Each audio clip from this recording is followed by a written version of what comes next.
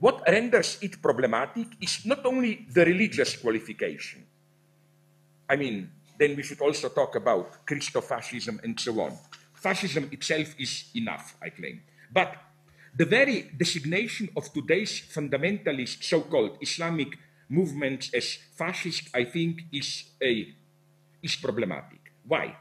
It is a fact that sometimes we find traces of more or less open anti-Semitism in this movement and states. And there are, I know, historical links between Arab nationalism and European fascism and so on and so on.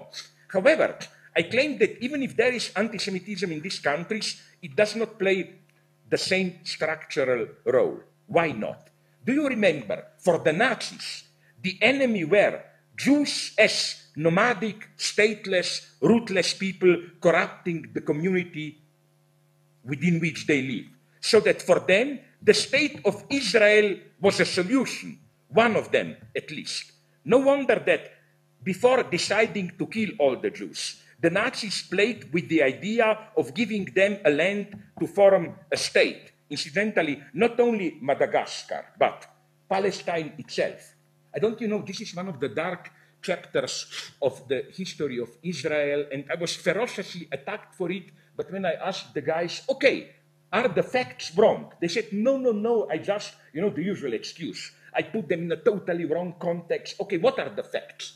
The fact is that in 38, 39, Adolf Eichmann took a train for Palestine because only of some strike he met representatives of Haganah in Alexandria, and they made a deal that if European Jews leave Germany for Palestine, they will be able to take most of their property, if they are rich, with them, on condition that they spend this property for German products. The irony is that many of these products were even arms. The irony is that in 1948, many of the Jewish soldiers fighting the Arabs were doing it with German arms. Now, let me be clear here. I don't condemn the Jews here. I would have done the same. They were in a desperate situation. What I'm saying is, let's be very precise that what bothered the Nazis was the Jew as the rootless, free-floating, and so on. For them, how to put it, the first option even was, let's change them into normal people, nation state, Madagascar, wherever. Today with Arabs, it's exactly the same. And I can tell you, okay, not first hand, but second hand, from my friends who, not only from my friends who visited, for example, Iran, which is supposed to be the bad guy. They are doing the bomb to bomb Israel and so on. What bothers them is precisely the opposite. It's the state of Israel. They have no problem with what was the horror for the Nazis, free-floating Jews. The proof is, again, I try to be here honest so that you will not accuse me that I'm spreading some secretly anti-Semitic whatever propaganda. My source here is, again, good old liberal pro-Israel New York Times, where they had a report on Ahmadinejad confirming that because, for very specific reason, because as you probably know, Iran recognizes the other two religions of the book also as legitimate. That it's there are no anti-Semitic pogroms. You can live totally normally as a Jew, more or less. But yes, I mean, simply, it's not a problem. So again, you see this radical opposition. It's totally different figure of a Jew which bothers them. So let me go further. And the truly provocative thing comes in 10 minutes at the end. Have patience. We all know the anti-communist characterization of Marxism as the Islam of 20th century, secularizing Islam's abstract fanaticism. Jean-Pierre Taguieff, the liberal historian of anti-Semitism, turned this characterization around. Islam is turning out to be for him the Marxism of the 21st century, prolonging, after the decline of communism, the Marxist violent anti-capitalism. However, I claim, if we take into account the above-mentioned Benjamin's idea of fascism as occupying the place of a failed revolution, the rational core of such inversions can be easily accepted. However, that is to say, of course, if religious fundamentalism will be the Marxism of the 21st century, it simply means a failed revolution, and its void will be filled in by religious fundamentalism. But it would have been totally wrong to draw from this the conclusion that the most the left can do is to hope that the crisis will be limited, that capitalism will survive. This seems to be the conclusion of some of the Zionist leftists. For example, a guy for whom I have otherwise great estimation, Moishe Postone in Chicago.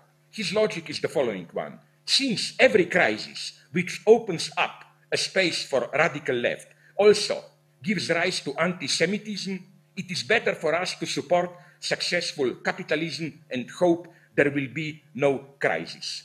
Brought to its conclusion, this reasoning implies, and this is the conclusion that I'm not sure he is ready to say it publicly in Europe, but he, again, my good friend Bernard-Henri Lévy, said it once. He gave an interview on that PBS public broadcast. He said that ultimately, and that's the secret, I think, ultimately, anti-capitalism today is anti-Semitic. That anti-capitalism is a mask for anti-Semitism today.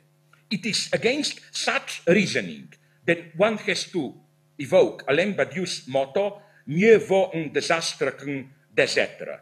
Better a disaster, that is to say, an event turned catastrophe, than désastre, that is to say, to persist in a non-evental, empty, lifeless life. One has to take the risk of the fidelity to an event, even if eventually the event ends up in an obscure disaster.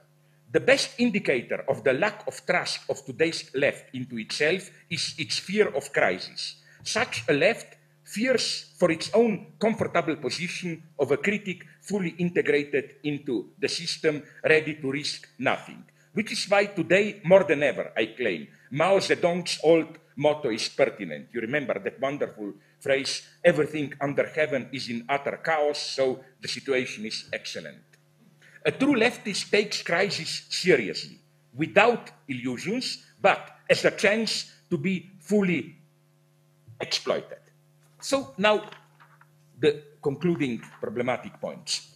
What this means is that the difference between liberalism and the radical left, although I'm like Alain Badiou, more and more skeptical if we should still even use the term left, let's call it radical emancipatory politics, is that although they refer to the same three elements in the political space, liberal democratic center, populist proto-fascist right, radical left, they locate them in a radically different topology. For the liberal center, radical left and right are the two forms of appearance of the same totalitarian excess. Although the liberal center likes to cheat here. You know that now, a couple of days ago, the European Parliament adopted a disgusting resolution condemning communism and Nazism as two versions of the same, basically equalizing them. But did you notice a disgusting asymmetry? They should have done one of the two things, I claim. If they were to be even, I'm measuring now by their own standards, honest liberals. Either condemn the entire movement and say communism and fascism are the same crime, or limit themselves to the evil extreme in both cases, and to say, I don't know, Stalinism and Nazism are. No, they have chosen the universal term for the left, communism, and the selective for the right, only Nazism, which means, of course, the space is open for the favorable sport of exercise hobby of the right liberal historians today to demonstrate how this soft Latino fascism, Mussolini, Salazar, Franco, isn't so bad at all, and so on and so on.